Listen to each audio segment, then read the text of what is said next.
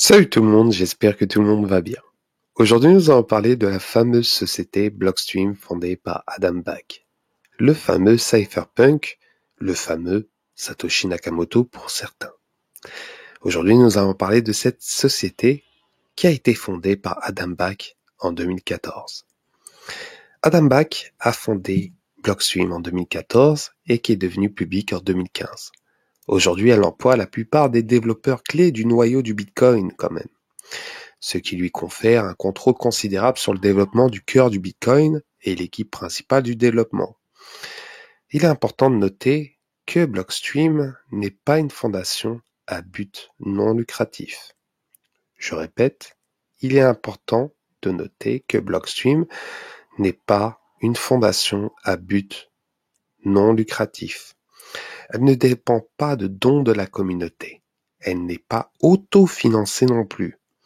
Blockstream est une société à but lucratif qui propose des produits et emploie du personnel et à des investisseurs.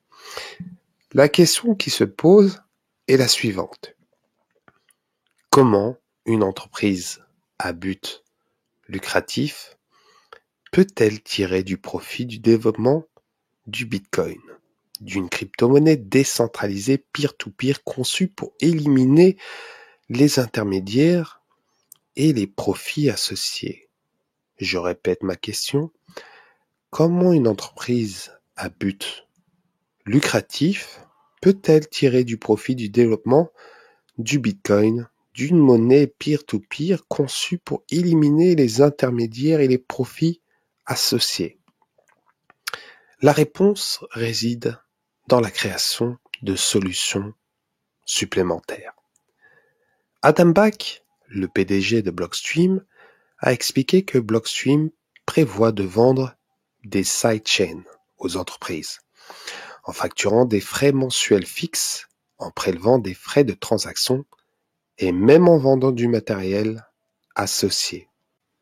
Mais comment fonctionnent les sidechains? Donc les sidechains sont également considérées comme des solutions Layer 2. Elles permettent d'exécuter des transactions et des contrats intelligents en dehors de la blockchain principale. C'est vraiment important de préciser cela. Donc, elles font tout simplement des transactions en dehors de la blockchain principale. Donc, les sidechains sont essentiellement des blockchains séparées qui sont liées à la valeur du Bitcoin. Vous pouvez envoyer un Bitcoin à un contrat intelligent et recevoir en retour du Bitcoin sur la sidechain.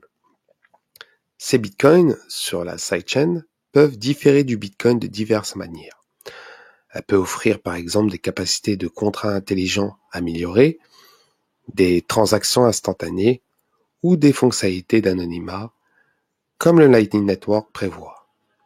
Cependant, la différence réside dans le fait que les frais de transaction générés sur ces sidechains ne vont pas aux mineurs, mais plutôt aux développeurs qui les ont créés.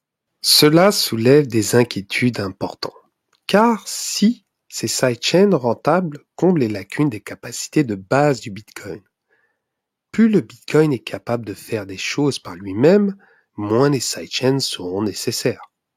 En revanche, plus le Bitcoin est limité dans ses capacités, plus il y aura de possibilités de profit pour ceux qui ont recours aux sidechains.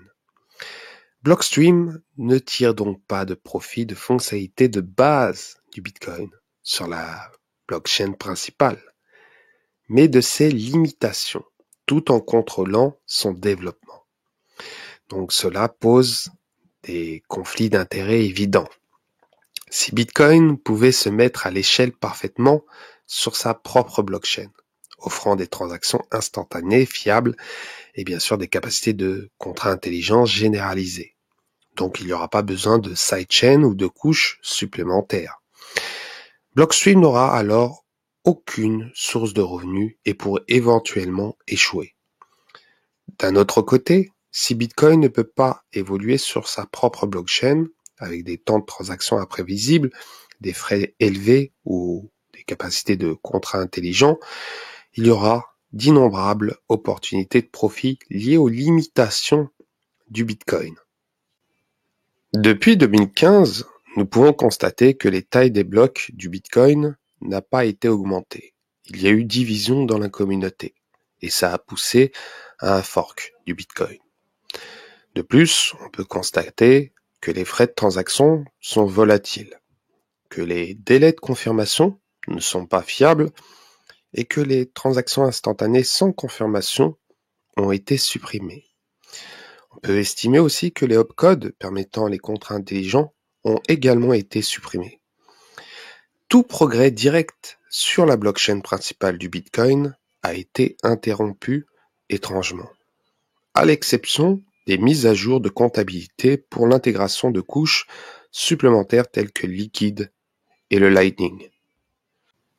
Ces couches supplémentaires sur la chaîne Bitcoin sont souvent décrites comme des couches destinées à la collecte de frais. Elles tentent de restaurer la fonctionnalité originale du Bitcoin tout en redirigeant les frais de transaction et le pouvoir de décision des mineurs vers les développeurs. L'importance de ces couches de collecte de frais pour Blockstream a été renforcée lorsqu'on a commencé à lever des fonds auprès d'investisseurs, amassant plus de 80 millions de dollars au total auprès d'institutions importantes, telles que AXA Strategy Venture et le fameux Digital Currency Group. Ces investisseurs sont liés à des entités telles que Mastercard, la Réserve fédérale, le groupe Bilderberg et d'autres banques centrales, ce qui soulève des questions sur les motivations et l'éthique de ceux qui dirigent Blockstream. Il est évident que les valeurs de Blockstream ne correspondent plus à celles de la communauté Bitcoin originale, ce qui explique pourquoi de nombreux membres de cette communauté ont quitté Bitcoin. La question fondamentale qui se pose est de savoir si l'objectif de Blockstream est de générer des profits ou d'augmenter la valeur du Bitcoin. Dans leurs propres mots, Blockstream envisage de générer des revenus à partir de divers produits et de services. Il ne prévoit pas de continuer à fournir des services gratuits indéfiniment. Donc, voici la première partie de cette vidéo concernant Blockstream. J'espère qu'elle vous a plu. Elle nous montre une façade de cette société qui gère le noyau du Bitcoin. Donc n'hésitez pas à commenter, liker et à vous abonner. Et je vous dis à la prochaine.